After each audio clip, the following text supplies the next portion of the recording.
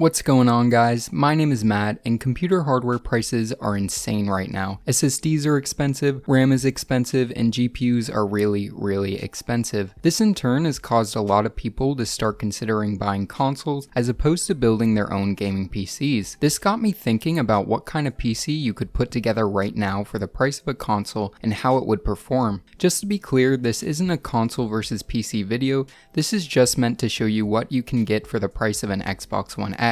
I didn't do any major deal hunting, and this is a PC you could go out and buy right now. So what parts can you get for $500, which is the same price as an Xbox One X? Well, at this time, budget builds really favor AMD. This will probably change when low-end Coffee Lake chipset boards come out for Intel, but for right now, AMD is the way to go. For this reason, this system is based around the AMD Ryzen 3 1200.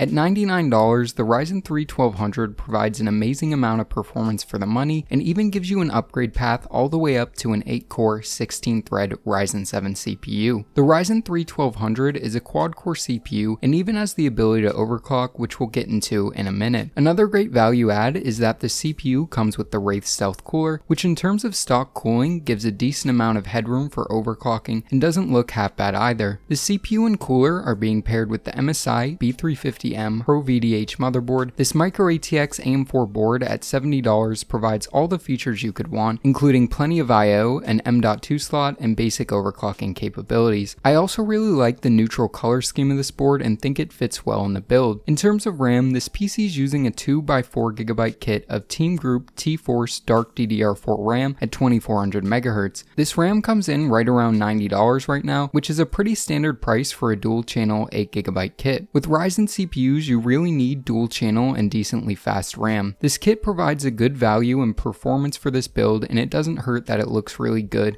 and fits well with the overall color scheme. Moving on to the graphics card, this was definitely the biggest point of contention for the build. I was hoping to squeeze a GTX 1050 Ti into the build, but the fact the cheapest 1050 Ti right now is around $200, there was just no way to fit it into the budget. This meant I had to settle for the GTX 1050, which is still a really good 1080p video card. The one I went with is the GTX 1050 low profile from MSI, which is currently the cheapest one available at $130 after a $10 mail-in rebate. Obviously, we don't need a low profile GPU in this build, but having one doesn't hurt performance at all, and I was even able to overclock this guy a decent amount. With 2GB of video memory, this isn't the most future-proof card ever, but it'll certainly get the job done for the foreseeable future until prices stabilize and the market returns to normal. For storage, I just went with the 1TB Western Digital Blue mechanical hard drive. At around $50, this guy will be plenty of storage for the OS, programs, and plenty of games. If you want, you can spend a little bit more and add a 120GB SSD as a boot drive, but in all honesty, at this price point, it makes the most sense just to stick with a good old mechanical hard drive.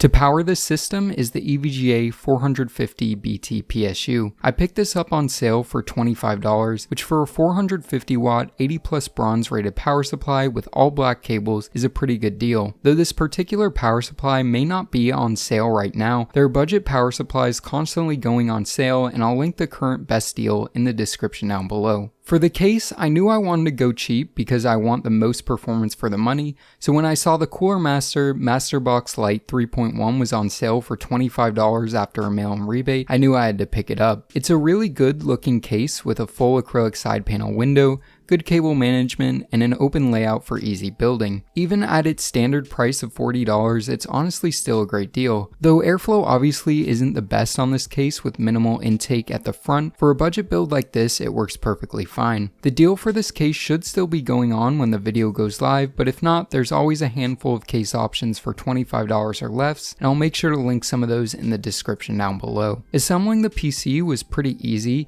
and once it was all put together, I loaded on the free version of Windows 10, which if you want to learn more about, click the eye in the top right corner for a video I made on the subject. Once the OS was installed, I overclocked the CPU and graphics card, I loaded up some games and began testing.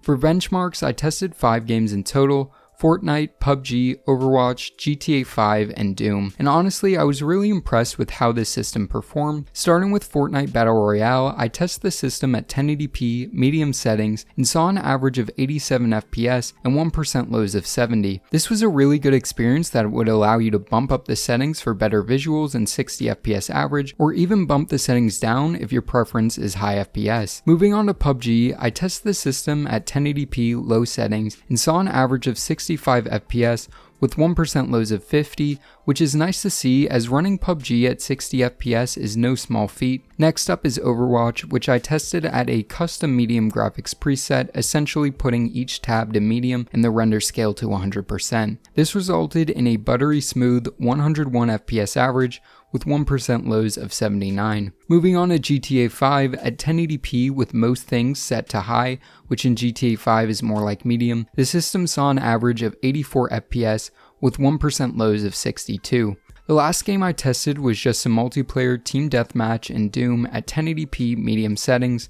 This resulted in an average of 75 FPS with 1% lows of 59. Overall, the system performed really well, averaging over 60 FPS in all these titles, and shows that even in today's market, you can put together a 60 FPS gaming PC for a reasonable price. With that being said, if you're watching this video in the future where GPU prices are priced reasonably and are considering building something like this, check the price of 1050 Ti's, and if they're back to normal, pick that up instead, as it shouldn't cost much more and will offer a noticeable bump in performance. So does this PC come close to the Xbox One X performance? Well, it's honestly hard to tell.